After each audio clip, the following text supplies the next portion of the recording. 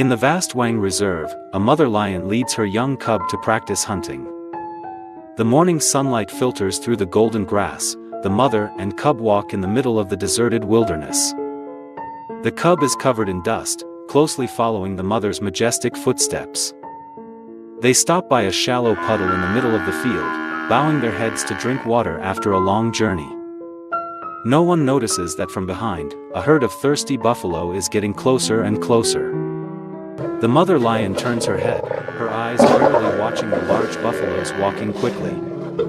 The lion cub still bows its head to drink water, not realizing the impending danger. A leader buffalo approaches, tossing its head in threat, causing the mother lion to roar softly in response. However, the buffalo herd seems to be so thirsty, they are not afraid of the roar of the predator. Suddenly, a buffalo charges at the mother lion, throwing her into the air. The huge body fell to the hard ground, creating a heavy thud. The lion cub panicked and ran to its mother, screaming in despair. The mother lion lay motionless, her eyes closed without reacting. The buffalo herd won the water, continued to drink as if nothing had happened. The lion cub trembled, bowed its head beside its mother's body, its eyes empty in the silent grassland. When the afternoon shadow fell, the lion cub staggered away from where its mother lay, tears drying up. It tried to find its way back to the herd, but all traces were lost in the sun and wind. Each weary step seemed to drag along its heart filled with emptiness and unnamed pain. After many hours of wandering, the lion cub gradually moved towards the edge of the forest near the town of Deet. Small houses appeared among the yellow grass and red soil of the suburbs. The smell of people, the smell of smoke, the smell of garbage, everything made it both curious and afraid. It crept through the fences, panting for shelter. A large trash can on the side of the road gave off an irresistible smell. The cub tiptoed through the mess, trying to find something edible. But all it found were packaging, empty boxes, and aluminum cans stained with the blood of the past. Suddenly, a scream rang out from the end of the dusty street. 5 local children ran screaming, carrying sticks and a cardboard box. They chased the cub, treating it as a new game in the boring afternoon. The cub ran away in fear, its legs shaking, but it had no strength to go far. Finally, the children stopped, laughing, and left, leaving it panting in the dust. The sun had set behind the mountains, and the night wind had begun to blow through the old roofs. The cub found a quiet corner of the street, lying down on the ground. It breathed heavily, its body gradually cooling as the darkness spread. In its sleep, gradually fading from hunger and fatigue, it still dreamed of the familiar roar. But the next morning, the town woke up to an unexpected visitor lying in the middle of the road. The people going to work early stopped, staring at the small creature lying motionless on the ground.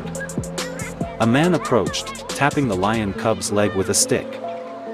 It woke up with a start, blinking and looking around with a lost look.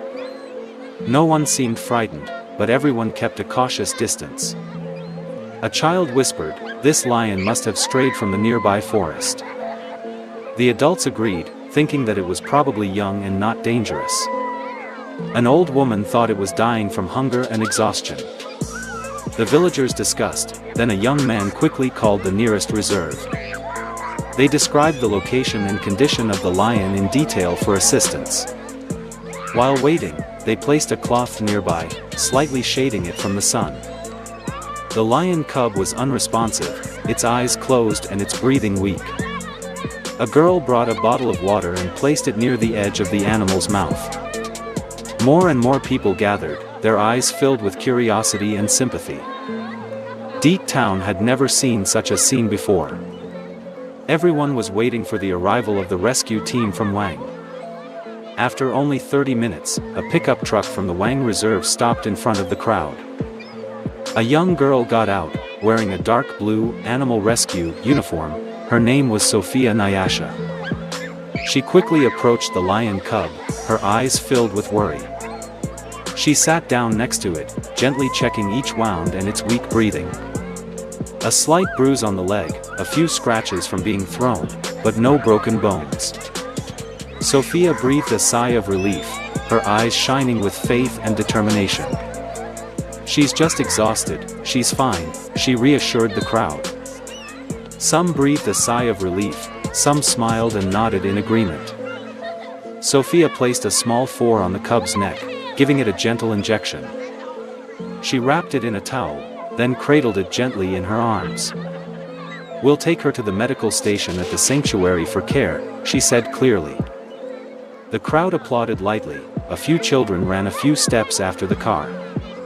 The car drove away, leaving a trail of red dust in the twilight. Sophia held the sleeping cub in her arms, her heart heavy with loss. This wasn't just a rescue, it was the start of a new life. At the Wang Rescue Center, veterinarians were ready to receive the cub. They took it into the clinic, measured its heart rate and checked its neurological responses. A syringe containing multivitamins was inserted into the lion cub's body.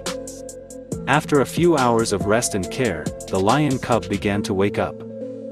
It yawned slightly, its eyes opening to look around strangely. A bottle of milk was brought to it, and it leaned forward to drink sip by sip as if it had never eaten before. Its body was weak, but it was starting to show signs of gradual recovery. Sophia stayed by its side throughout the process, never taking her eyes off the little animal. She wrote a report, updating its medical records. The center staff temporarily named it Hope, meaning hope. Hope was placed in a warm cage, with a monitoring system throughout the night. The veterinarian confirmed that it would take several weeks for it to fully recover. Many staff visited and patted Hope's head as if welcoming the new member. The atmosphere at the center that day was unusually warm. Hope had survived, and was loved.